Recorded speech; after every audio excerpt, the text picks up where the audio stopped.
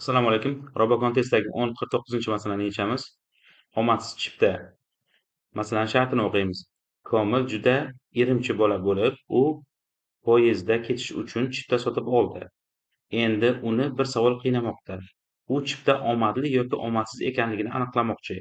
Komil chiptani omadsiz deb hisoblaydi qachonki unda bir raqamidan keyin 3 raqami yonma-yon kelgan bo'lsa.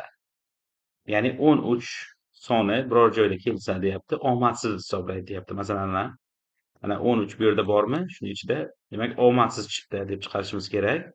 Mana buni ichida 13 yo'q. Demak omadli chiqdi deb chiqarishimiz kerak. Bu yerda ana bu orasida 0 bor. Shuning uchun 13 emas bu. Bu ham omadli chiqdi. Xo'sh, demak unga buni aniqlashda yordam bering. Yana kiruvchi ma'lumotda bitta son beriladi. Uni 18-darajasigacha bo'lgan son birdan. Xo'sh, ana chiqadigan sonda omadli yoki omadsiz deb chiqarishimiz kerak. Demak, bu masalaning sharti edi. Keling, endi shu masalani Javada yechaylik. Demak, buni o'qib olishimiz kerak. Aytganimizdek, buni skaner hosil qilib oldik va string tipiga o'qib olamiz. Son deylik, ana sonni o'qib olamiz. In next. E'tibor bering, next int demadik. Next deb shu yerda sonni o'qib oldik. Endi Javada son contains degan mana bu funksiya bor ana. Contains agar ana 13 deymiz.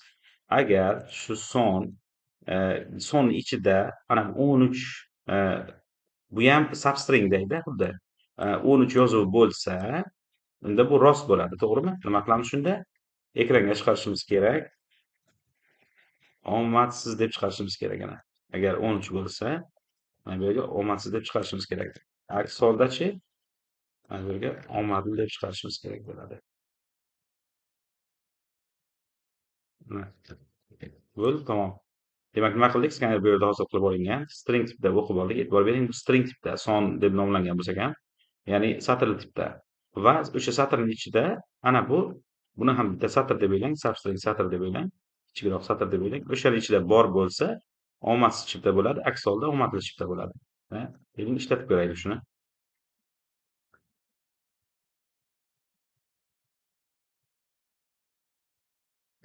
Xo'sh, ana bunda omadsiz chipta dedi. Nimaga? Chunki ana 13 bor bu yerda. Endi keyingi testni tekshirib ko'ramiz. Omadli chipta dedi, chunki bu yerda 13 qatnashmayapti.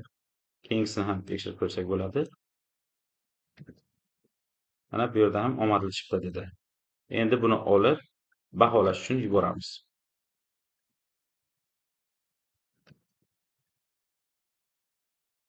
Yuborishni bosamiz.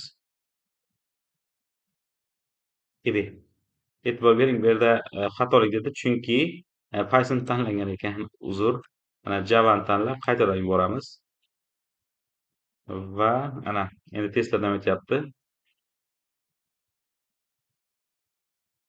Hamma testlar o'tib bo'lishini kutamiz.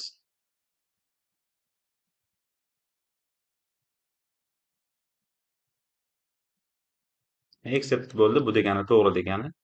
Demak, bu masalaning Java'dagi yechimi edi. Quyidagi Telegram, YouTube va Instagram kanallariga obuna bo'lamiz. Ilmni tarqalishiga hissa qo'shish uchun like bosamiz va keyingi videolarni o'tkazib yubormaslik uchun qo'ng'iroqchani bosib qo'yamiz.